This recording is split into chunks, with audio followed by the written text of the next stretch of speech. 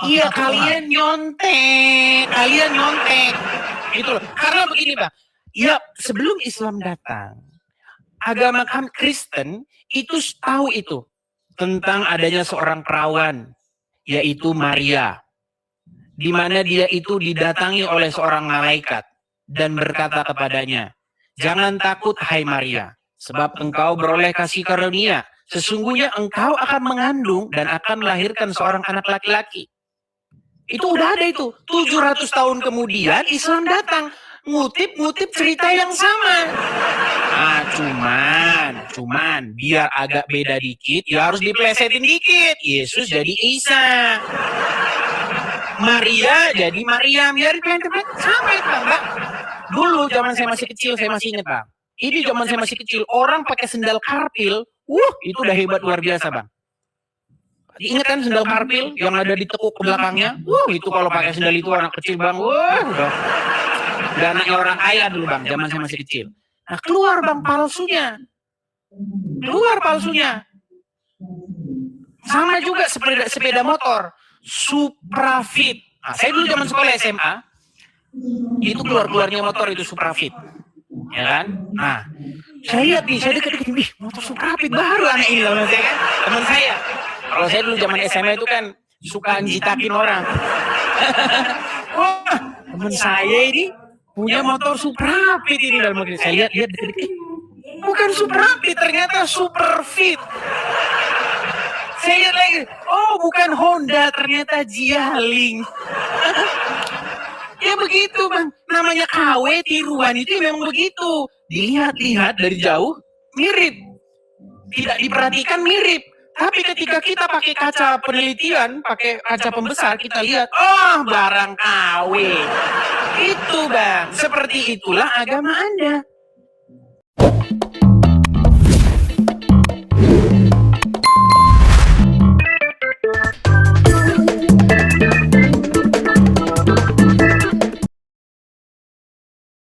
Di sini acaranya itu diskusi lintas agama. Saya mau tanya dulu nih, apakah Anda ini seorang Muslim? Aku seorang Muslim. Oke, silakan Bang. Kalau Anda mau diskusi dengan baik, silakan nyalakan kamera Anda. Mari kita diskusi dengan baik. Silakan.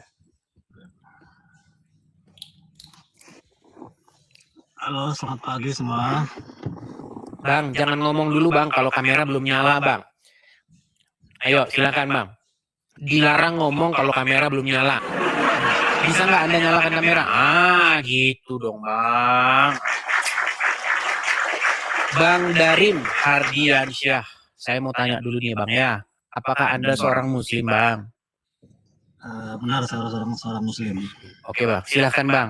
Apa gerangan yang mau Abang bahas? Silakan. Aku mau nanya ini aja sama sampean ya. Gimana pandangan sampean tuh ke Islam itu seperti apa sih? Pandangan saya terhadap agama Islam atau orang-orang Islam? Agama Islam. Baik. Selama saya 13 tahun mendalami agama Islam, Bang, yang saya dapatkan di dalam agama Islam itu telah mengalami yang namanya evolusi. Jadi, apa yang benar-benar diucapkan sama Muhammad sebenarnya bukanlah apa yang kalian imani selama ini. Jadi yang kalian imani selama ini itu adalah omongan-omongan yang ditempel-tempelkan ke mulutnya Muhammad. Padahal Muhammad tidak pernah ngomong begitu. Demi apa? Ya demi sesuatu. Contoh, saya kasih contoh. Kalau kalian punya uang, ya. Contoh nih, saya kutip salah satu hadis ya. Dikatakan bahwa sholat di Masjid Nabawi itu pahalanya akan 1000 kali lebih banyak daripada sholat di masjid-masjid yang lain. Nah, kenapa ada seperti itu Bang? Ya biar Masjid Nabawi rame. Nah, ketika Masjid Nabawi rame, itu pasti akan membawa yang namanya fulus. Ya kan? Jadi orang-orang Arab di sekitar Masjid Nabawi itu ekonominya itu akan bangkit, Bang. Karena apa? Orang berbondong-bondong pengen sholat di sana. Ya kan? Yang tadinya di sana itu nggak ada apa-apa, Karena semua orang dari penjuru dunia datang, akhirnya hotel dibangun, ya kan, bisnis jalan, UMKM jalan, bisnis lancar Bang, lancar. Makanya orang-orang di sana menjadi sultan semua, ya, sultan ada. Nah, sementara Bang, kalau kita cek di dalam Al-Quran, itu nggak pernah ada. Nggak pernah ada kalau kamu sholat di sini nanti pahalanya segini, sholat segitu pahalanya 3, sholat di tempat lain pahalanya 6, sholatnya ada Pak. Nah makanya setelah saya mungkin di Al-Quran nggak ada, mungkin adanya di hadis kali ya. Iya, makanya saya bilang agama Islam yang sekarang ada ini, yang kalian imani ini, setelah saya pelajari secara sungguh-sungguh ya Bang ya, itu adalah apa yang diajarkan oleh orang-orang pengarang hadis. Begitu. Makanya yang saya lihat Bang ya, karena Anda nanya ya sama saya. Anda nanya sama saya keluarin pendapat saya nanti dibilang penistaan agama. Ini lucu. Anda nanya sama saya jelasin pengetahuan saya. Ah, itu penistaan agama. Heran saya. Jadi Bang, kalau sesuai fakta atau hadisnya yang sahih ya enggak lah, kan ada dasarnya. Tapi kalau hadis memang palsu ya mungkin bisa. Iya, gini Bang, karena palsu atau sahih itu juga subjektif Bang. Karena menurut ulama A, menurut ulama B nanti beda. Ulama ini mengatakan bahwa perawinya ini pelupa, tapi riwayat B mengatakan tidak begitu. Karena memang udah seperti itu. Karena contoh nih Bang, contoh. Antar mazhab saja, kita kasih contoh mazhab Syafi'i sama mazhab Hanafi. Posisi sholat dalam takbiratul ihram itu, ada yang tangannya itu di sini, di atas telinga ini. Terus ada yang bilang enggak, di bawah telinga. Ada yang bilang enggak, depan begini. Kan beda-beda. Seperti itu. Nah, artinya Bang, sahih atau tidaknya sebuah hadis itu, ya tergantung sudut pandang ulamanya. Begitu. Jadi nggak ada ukuran yang kita jadikan atau kita sepakati bersama bahwa hadis itu sahih atau tidak. Nah, sebenarnya Bang ada satu ayat di dalam Al-Quran. Bahwasanya Al-Quran itu adalah kitab yang menyempurnakan kitab-kitab sebelumnya. Iya kan? Betul nggak? Nah, Al-Quran itu membenarkan kitab-kitab sebelumnya. Betul? Nah, tidak ada Bang Al-Quran itu membenarkan hadis. Al-Quran itu kalau Anda buka, tidak pernah isinya, kitab ini akan membenarkan kitab yang akan datang setelah ini. Enggak. Tapi isinya, kitab ini membenarkan kitab yang sebelumnya, yakni Taurat dan Injil. Seperti kalau itu, hadisan itu kan ditulis secara terpisah sama Al-Quran dari gabung. Ya, tapi itu yang dipercaya umat muslim sekarang, Bang. Itu yang diyakini dan diterapkan oleh umat muslim sekarang. Makanya umat muslim sekarang kalau punya duit pergi ke Arab, sholat di Masjid Nabawi.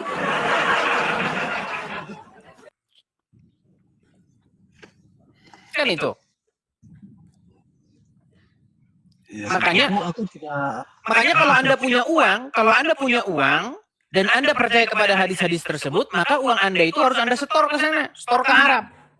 Bayar visa, bayar hotel, bayar makan, bayar pesawat. Oh, udah kaya Bang, kaya. Itu baru satu orang, kali berapa juta orang yang datang ke sana. Seperti itu, Bang.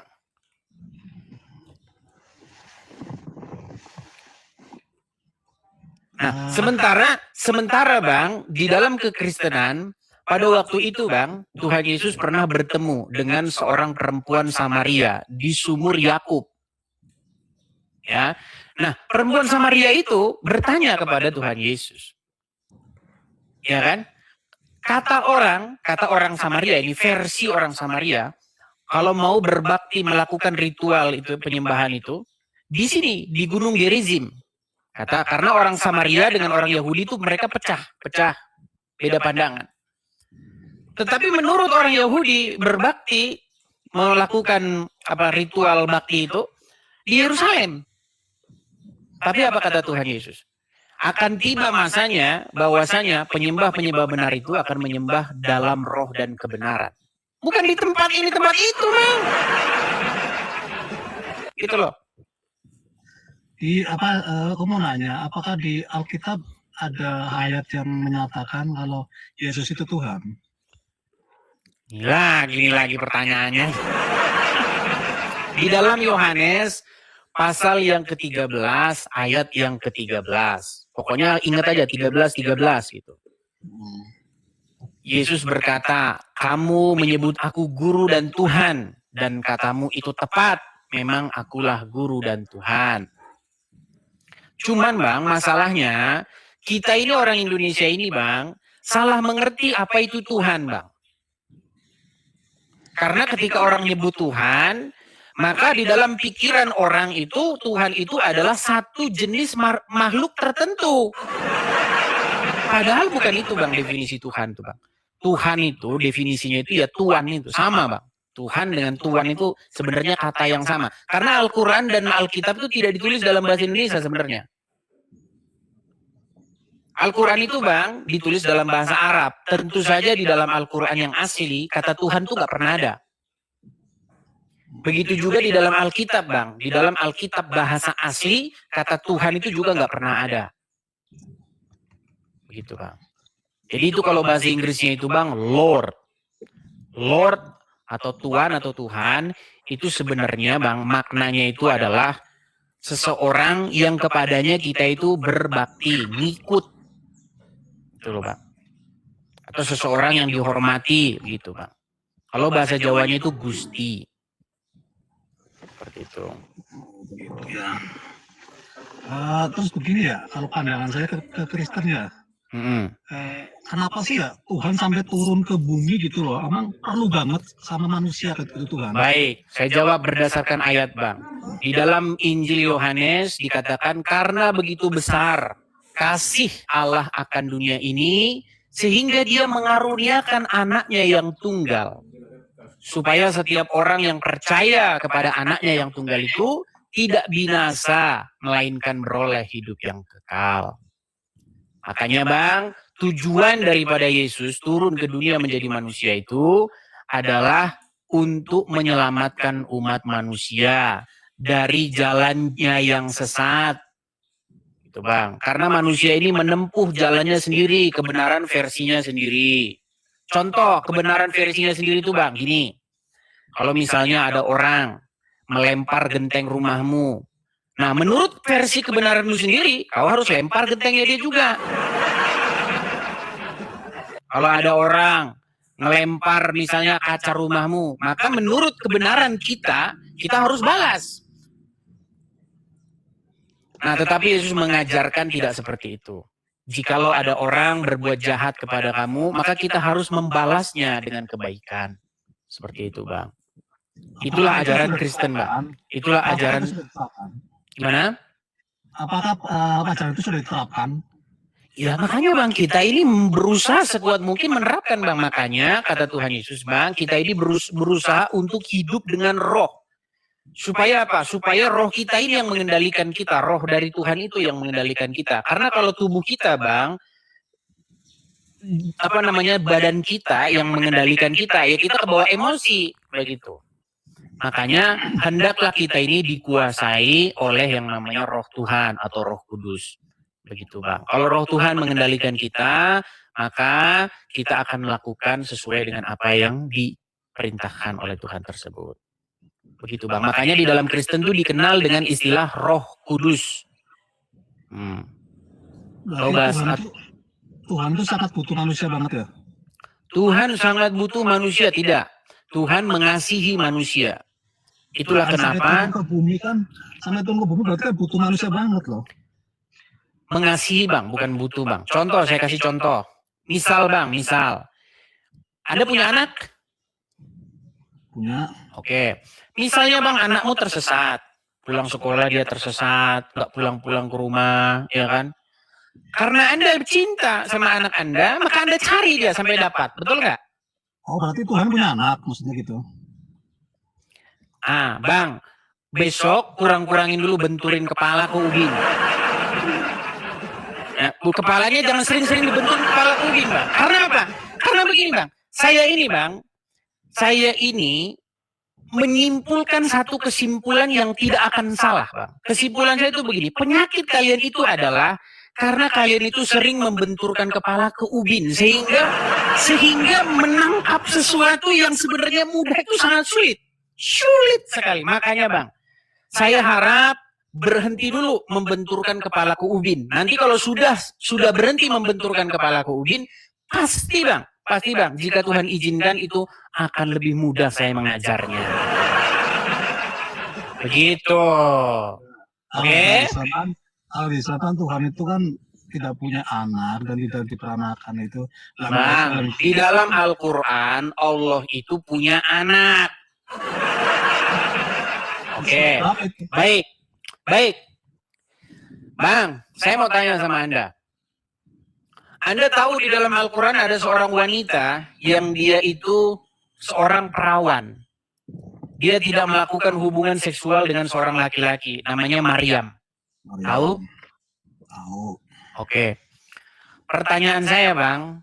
Siapa yang bikin anak ada di dalam rahimnya Maryam? Allah lah. Oke. Berarti anak itu dari siapa? Dari Allah. Oke, dari Allah. Sebentar, tenang. Isa anak dari Allah. Oke. Saya tanya Anda. Misal nama bapak Anda itu Udin. Nama Anda adalah Darim. Darim anak dari Udin. Berarti Darim anaknya Udin. Setuju?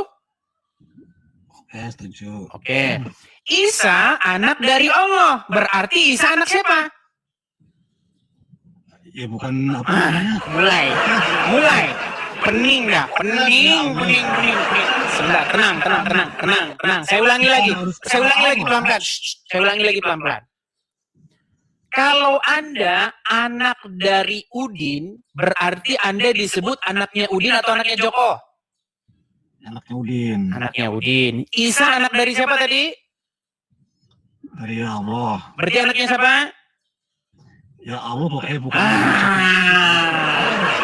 Ya sudah gimana? Terus itu kan bisa ngasih apa aja, itu bukan harus anak. Ya terus anaknya siapa berarti dia kalau gitu? Ya itu anak dikasih dari Allah. Iya berarti anaknya siapa? Iya anak itu dikasih sama Allah. Iya berarti anaknya siapa kalau begitu itu? Allah itu beranak itu loh. Yang maksud Anda Allah punya, mohon maaf nih, punya rahim begitu terus ngelahirin begitu? Ya bukan. Gimana sih? Misal begini. Aduh. Roti, aku kasih kamu roti bukan itu. Gini loh, sebentar. Kalau Udin punya anak namanya Darim, apakah Udin ngelahirin? Maksud kamu Udin bersalin gitu di rumah sakit? Ya tidak, betul. Iya. Berarti Anda itu anak yang datang, yang asal usulnya itu dari Udin. Setuju? Oke. Ya, sekarang Isa itu asal usulnya dari siapa? Kok bisa dia jadi anak, jadi bayi itu dalam rahimnya Maryam itu dia dari siapa itu anak itu? Dari Allah. Ya sudah, berarti anaknya siapa ya? Iya, tapi masa anaknya Joko? Harus saja nih. Sungguh Anda nekat yang nyata. Gimana? Kalau Isa kan di Musliman namanya Nabi Isa. Apa itu sama yang di Kristen itu Yesus? Iya, kalian nyontek. Gitu loh. Karena begini, Bang. Ya, sebelum Islam datang, agama Kristen itu tahu itu tentang adanya seorang perawan, yaitu Maria, di mana dia itu didatangi oleh seorang malaikat dan berkata kepadanya, "Jangan takut, hai Maria, sebab engkau beroleh kasih karunia. Sesungguhnya engkau akan mengandung dan akan melahirkan seorang anak laki-laki." Itu udah ada itu. 700 tahun kemudian Islam datang. Ngutip cerita yang sama.